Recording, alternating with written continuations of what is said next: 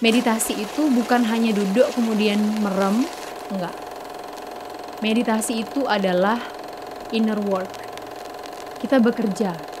Tubuh kita ada yang namanya kundalini. Hidup energinya itu adalah di sakrum atau tulang ekor. Dari proses inilah terjadi pelepasan karma yang membuat jiwa kita semakin murni dan bisa terhubung dengan Yang Maha Kuasa.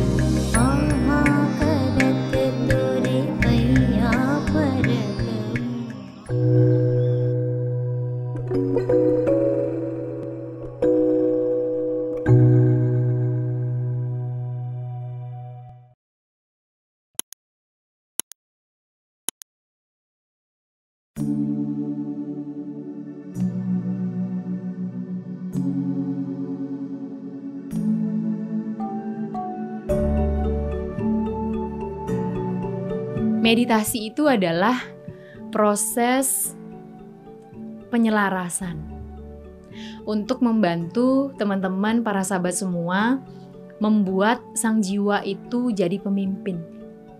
Karena lapisan-lapisan yang lain harus dibersihin.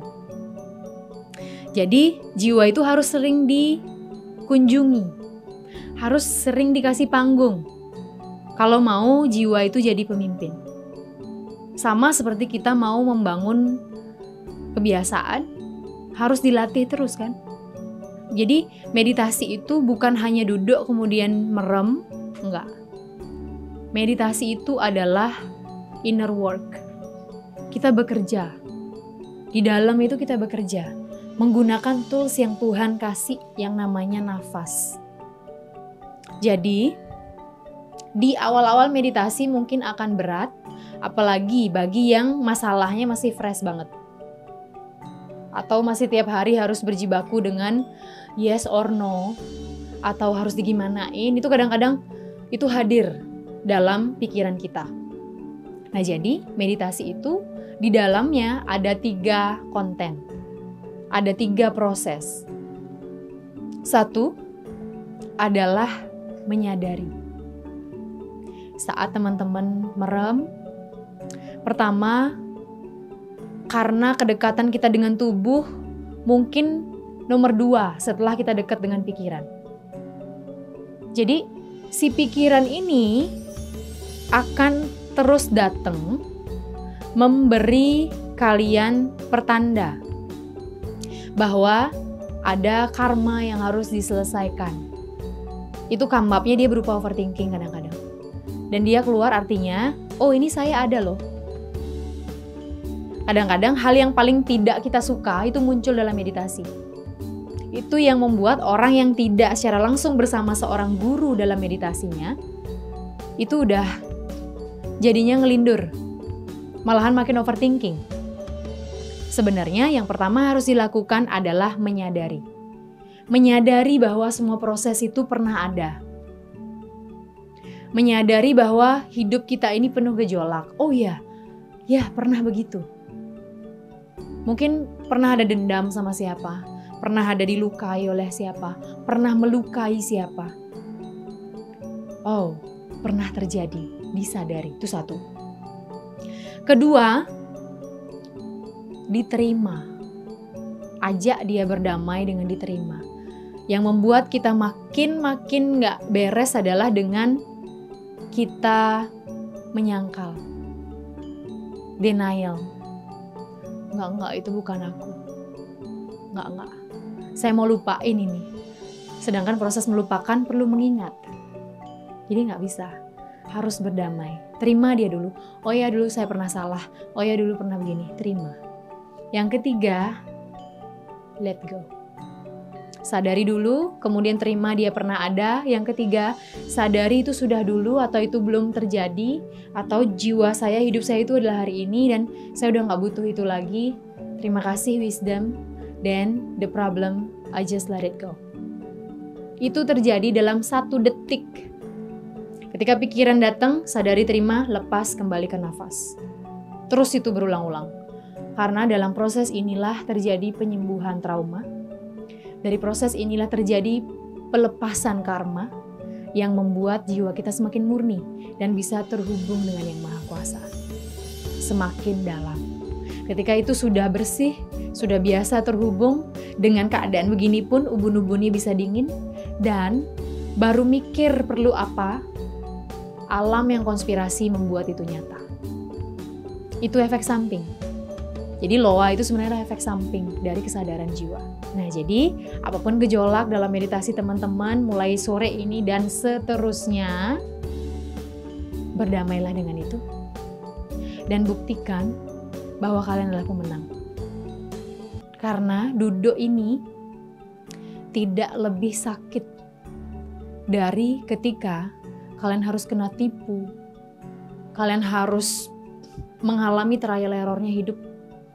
Itu nggak lebih sulit dari itu. Kalau kaki kesemutan, tenang. Puluhan tahun saya meditasi, sakit banget, kaki itu masih nempel. Tenang, nggak apa-apa. Jadi kalau kesemutan, rasakan nafas. Dan seolah-olah ngomong sama kaki. Bagian apa aja yang rasanya sakit? Kaki, kita kerjasama dulu ya. Ini kita sedang bersama-sama menjadi lebih baik. Sampaikan seperti itu, jadi dengan bahasa kalian.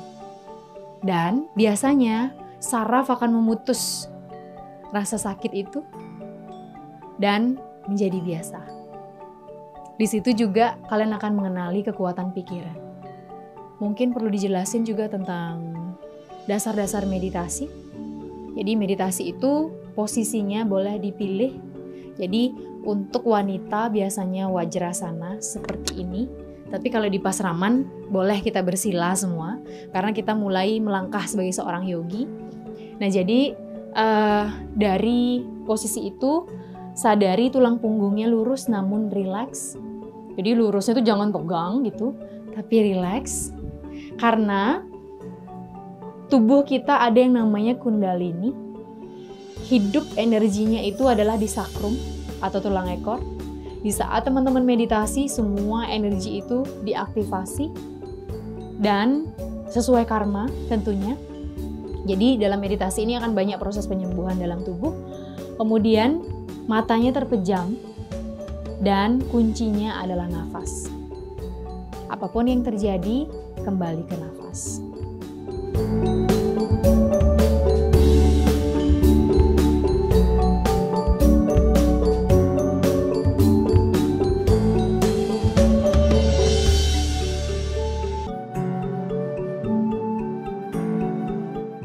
Baik, selamat siang semuanya. Om Swastiastu. Assalamualaikum warahmatullahi wabarakatuh. Shalom Namo Buddhaya, salam kebajikan. Selama mengikuti program Tapa Brata di sini, saya tidak menyangka karena banyak hal dan pengalaman yang saya dapatkan yang mungkin semesta sudah menuntun saya lewat YouTube channelnya Bali Healing Spirit untuk datang ke tempat ini tuh bukan istilahnya tidak serta-merta saya ada di sini tuh ngapain, tapi ada sesuatu yang mungkin semesta ingin berikan kepada saya untuk menjadi pribadi yang tumbuh jadi yang lebih baik lagi. Seperti itu. Pada awalnya saya datang ke sini saya merasa bahwa saya tidak ada semangat, yang saya energinya loyo. Sekarang setelah mengikuti kegiatan yang dibimbing oleh para yogi dan yogini serta ada bimbingan dari Aji dan Ibu Jero, sudah ada cahaya yang mulai terang dari dalam diri saya gitu. Ada pencerahan yang bisa saya bawa untuk pulang nantinya. Ada sesuatu lah yang baru. Saya berharap kedepannya saya bisa menjadi pribadi yang jauh lebih baik, jauh lebih bersinar lagi dan